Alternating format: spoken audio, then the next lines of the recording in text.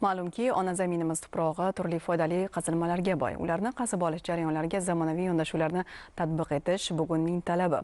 Shu maqsadda tog' sanoati va geologiya vazirligi, Koreya xalqaro hamkorlik agentligi o'rtasida O'zbekistonda foydali qazilmalar va xavfli geologik jarayonlar uchun integratsiyalashgan boshqaruv tizimini yaratish mavzusidagi grant loyihani amalga oshirish doirasida ochiq muloqot tashkil etildi.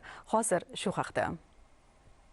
O'zbekiston Respublikasi Prezidentining 2020-yil 5-oktyabrdagi raqamli O'zbekiston 2030 strategiyasini tasdiqlash va uni samarali amalga oshirish chora-tadbirlar to'g'risidagi farmoni Vazirlar Mahkamasining 2019-yil 12-apreldagi 2015-2030 yillarda ofatlar xavfini kamaytirish bo'yicha Senday hadli dasturini O'zbekiston Respublikasida amalga oshirish chora-tadbirlar to'g'risidagi qarorga muvofiq raqamli geologiya tizimini yaratish doirasida elektron geologik ma'lumotlar bazasini shakllantirish va zamonaviy dasturiy ta'minotlarda foydalanishni ta'minlash, sohadagi axborotlardan foydalanish imkoniyatlarini oshirish, uning ochiqligi va shaffofligini kengaytirish borasida bir qator ishlar amalga oshirilmoqda. Jumladan, O'zbekiston va Janubiy Koreya davlatlari hamkorligida yurtimizda foydali qazilmalar va xavfli geologik jarayonlar uchun integratsiyalashgan boshqaruv tizimini yaratish mavzusidagi grant loyihasiga start berildi.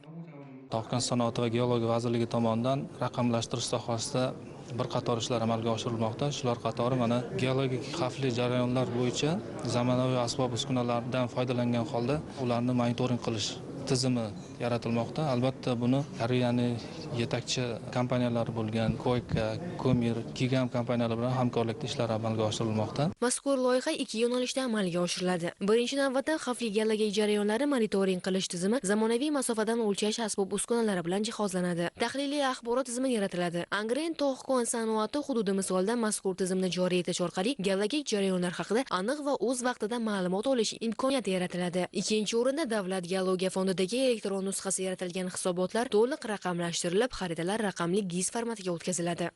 저희가 지금까지는 역량 강화라든지 Hozirgacha Geologiya vazirligi bilan bo'lgan bevosita hamkorligimiz asosan soha mutaxassislarining malakasini oshirish, xalqaro konferensiyalarni birgalikda tashkil etish kabi faoliyatlarga qaratilgan. Ushbu hamkorlik inson resurslari va kapitalni rivojlantirishga xizmat qilmoqda. Ayni shu asosda, ya'ni soft komponentlar orqali biz hozirgi kunda amalga oshirilayotgan loyiha ustida ishlashga muvaffaq bo'ldik. Geologiya vazirligi bilan hamkorlikdagi loyihadan asosiy maqsad geologik xavflarni oldindan aniqlash, ularni monitoring qilish va mineral resurslari bo'yicha yagona axborot bazasini shakllantirishdan iborat. Natijada bu sohaning to'liq raqamlashtirilishiga munosib hissa qo'shadi. Bu orqali O'zbekistonda geologiya sohasidagi samaradorlikni yanada oshirish rejalashtirilgan.